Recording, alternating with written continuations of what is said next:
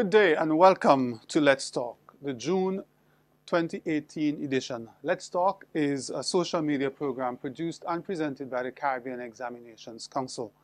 I am your host, Cleveland Sam.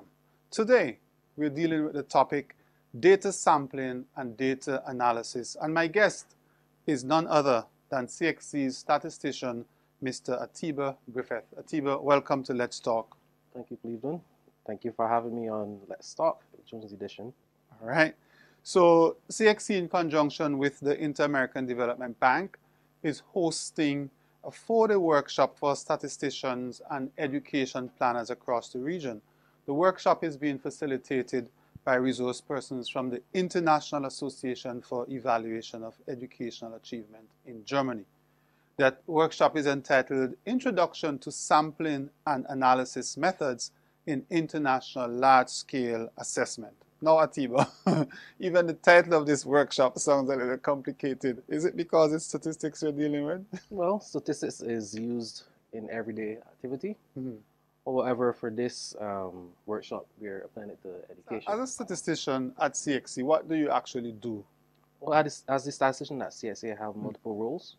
One of the roles is to make sure that the models that we use are valid, they're reliable, and they're consistent. When you say models in relation to what? Right. So a model, in our case, in education, since we're setting examinations, right, they have to be a construct of how we go about setting the examinations. In layman terms, the procedures for setting the examination, it follows statistical methodology. Okay. And with that, you get the psychometrics. All psychometrics is that you're measuring a set of attributes right to a goal. Okay. And those goals must be statistically consistent. So to do that, the statistician will test these models, as we call them constructs, to make sure they follow the correct procedures.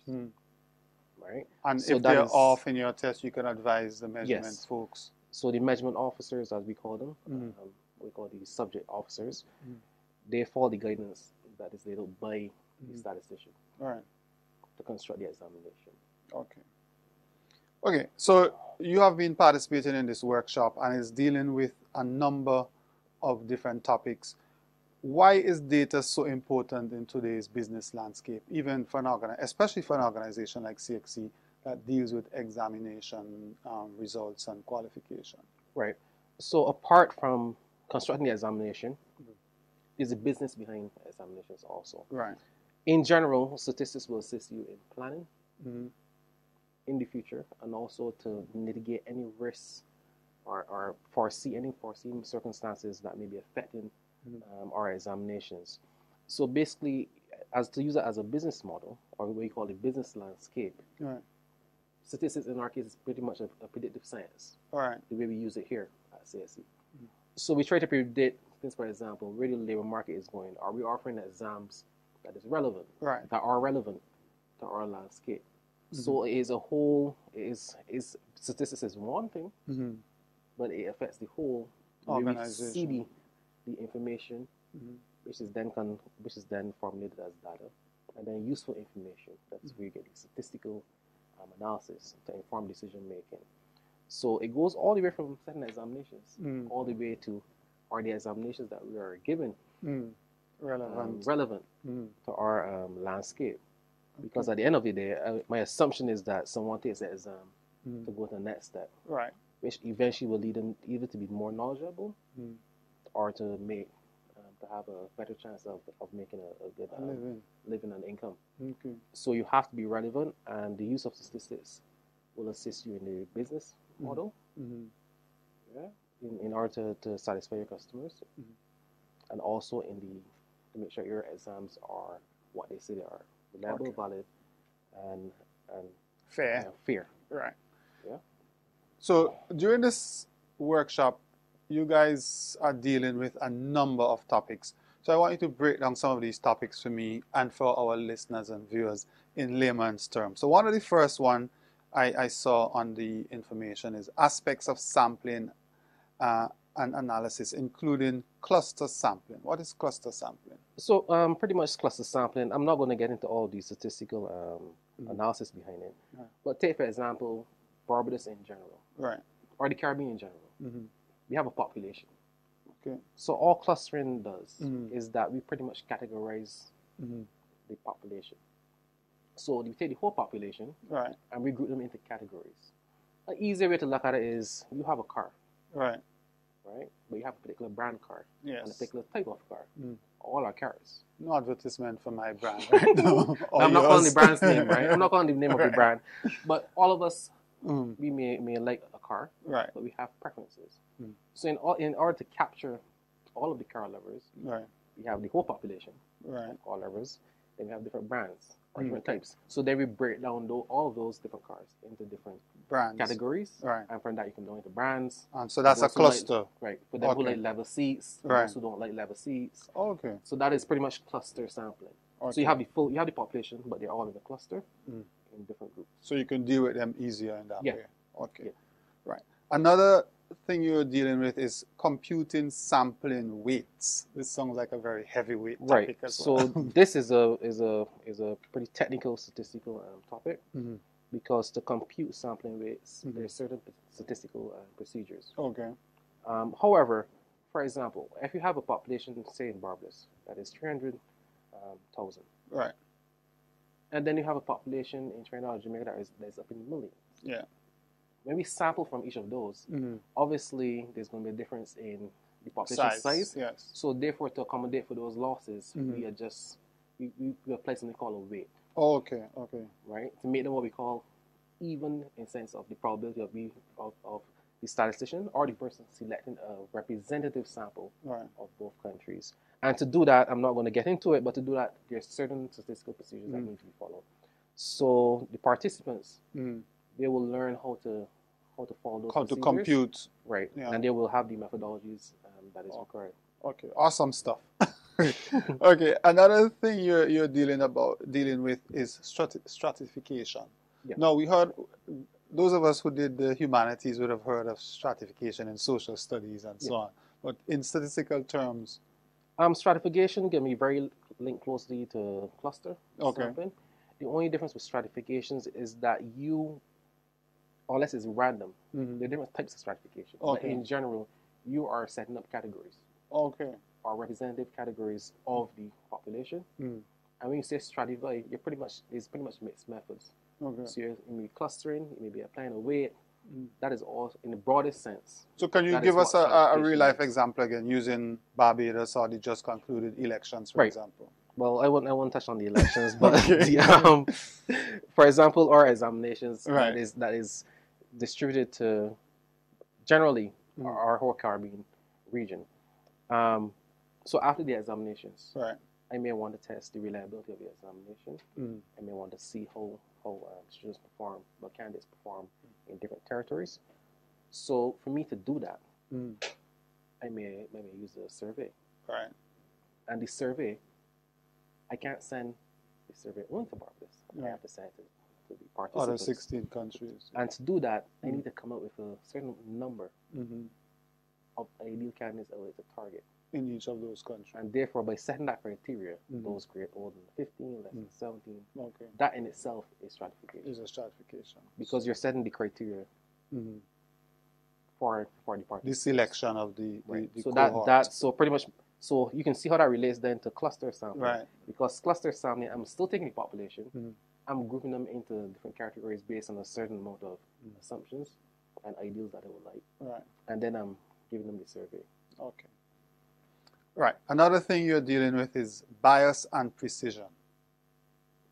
And accuracy is And also accuracy. supposed to be there. Okay. But bias is, the word bias in itself, based on the definition, preference over something.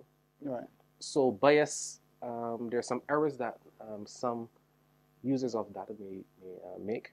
Right. So for example, back to survey is a very easy way to do this. If I have a stratified sample, Right. and I want it to be representative of the population, and the population is made up of 60% women, 40% males. And that is the actual representation of the population. And I decide to apply, give a survey. And the weights that I use is the other way around, 60% males and 40% that in itself is bias, meaning that I'm trying to get a certain answer. So I'm so skewing the results. overrepresented. Yeah. So my bias will be towards the males. Selection of males versus females. So we're learning in that the participants are learning how not to make those mistakes. Right? Precision now is pretty much the how confident you are in what you select. Precision and accuracy is sometimes confused. Precision just means that I'm testing that, say, I'm confident 95%. Okay. And the level of precision is 95% precise. Right? So, for example, a simple number, 3.11112. Okay. The precision of that is I'm precise to a certain amount of decimal points. The accuracy is the whole number. Okay. But if I round up the number, I can tell you I'm precise to about 95% confidence based on the decimal points that I'm using. Not to get too technical, in statistics, precision and accuracy, they're treated very differently. But I think that's a little technical. Okay. So we'll move on. To explain fully for the audience to understand. But in general, you're not trying to be biased. Okay. And you're trying to be transparent using the established methodologies and statistics, and it's pretty much what they're learning to do will be very helpful when they go back to their representative territories. Okay. So how has the participants been, taken to this information? Well, usually it can be very overwhelming for anyone who has not been exposed to the rigor, of the educational rigor, or academic rigor of statistics. Luckily for the participants, they have the information. Right. We don't expect the participants to absorb the information within 4 days, but you have the information, and with any subject, especially mathematics and statistics, is you learn after you have read, you learn a lot by practice. All right. So hopefully when they return to their territories, they will apply the methods, and the more you practice, the easier it comes after a while, and then you start to get a little more complex with the way you handle the information. You can do a lot more than what you would have been able to do before, and then you know that it follows the established statistical procedures and methodologies. Okay, so that leads me nicely into my next point. How are the participants expected to use this training that they would have received here for the 4 days when they get back home? Right. So ideally, the reason for doing the workshop is that everyone who participates in the workshop has the same information. Right. And therefore, when it comes to a regional statistical review of education or something, we will have the methodologies that would have been taught. It would be common. It would have been common among territories, and therefore, being at CXC is really the core for the examinations. When I send out information or request information, or we do studies together, we'll be on the same page when it comes to the statistical methods. So that was really the reason for having the workshop before. Right. And then this one, which is a follow-up from the past workshop, so that everyone is on the same page when it comes to the procedures. And so that is what they're supposed to be able to do. However, in their own planning and execution of their educational goals, you can still use the same, you can use a lot of the information and methods that were taught. All right, so my final question to you. So, as you said, statistics is a very highly technical subject, but how could the man on the street, the average Joe, learn to develop an appreciation for understanding just the basic statistics, not the highfalutin things that the economists and the mathematicians use, but just to understand basic statistics, how they can develop that sort of appreciation? Well, people in general use statistics every day. It's just not formulated as to say that it's formulated in an equation, or and they may not even know what they're doing. But for example, an everyday person who goes to a supermarket and choose this particular good over and over. Every time you go to the supermarket, you must have a Bayesian cherry, you must have these. You're actually using statistics every time you do that. Okay. Right? Because unconsciously you're using it. Because you're making a decision to take out that good, which means that is a preference. Which means the probability or the likelihood of you selecting that particular good is very high. Right. It's pretty much like a 95% confidence that you will see like that. Right. And believe it or not, that is how the supermarkets and other places plan for you. Okay. The next thing is that although we may not even recognize that mathematics is explained in plain English, or the language that you speak in. A lot of us would disagree with that. It is explained, well, right. It should be explained in plain English.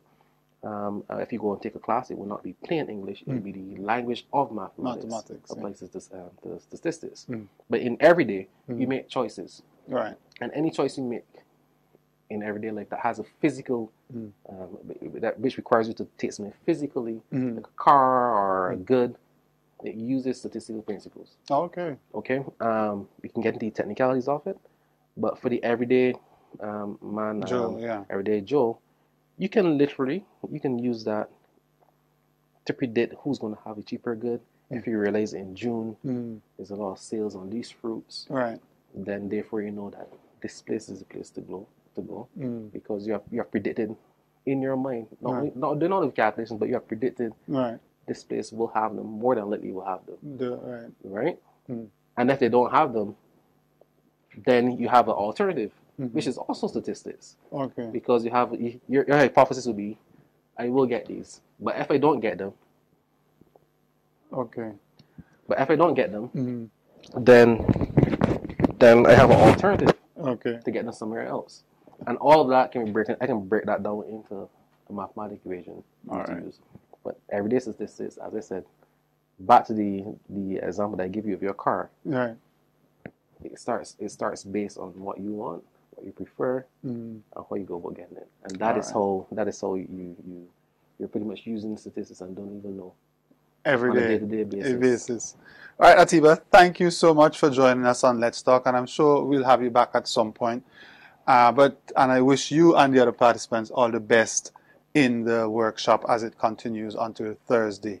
Remember, you can join us for Let's Talk right here at the CXC website, CXC TV. You can also subscribe to our bulletin at cxc.org, and you can also follow us on Facebook as well as Twitter. We will continue to do more Let's Talk as the days by. We now have a digital communication officer on board as well. Thank you, Matthew. He has been doing the technical work behind the scenes. And until next time here from Let's Talk, I am Cleveland Sam. Take care. Bye-bye. Bye.